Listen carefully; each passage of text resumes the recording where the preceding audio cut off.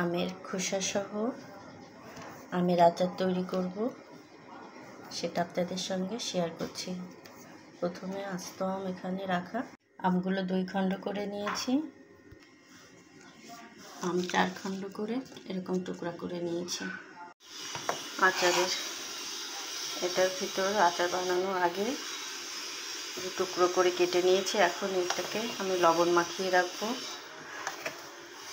3-4 ঘন্টা নরম হওয়ার জন্য, আর লবণটাও ভালো করে ঢুকবে।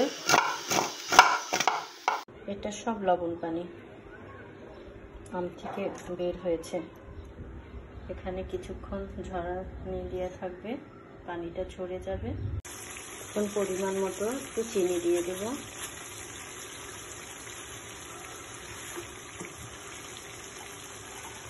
এরপর একটু গুঁড়ি পাঁচফোড়ন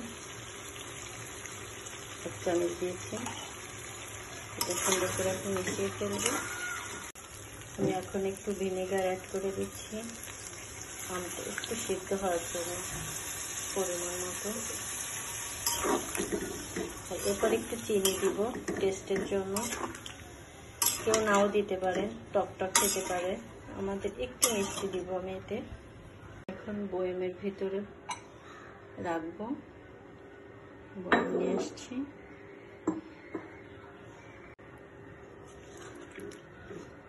এখন এটা বয়মের ভিতর ভরে রাখবো। আচার উঠানো হয়ে গেল। এখন তেল দিয়ে আমটাকে ঢেকে দিব।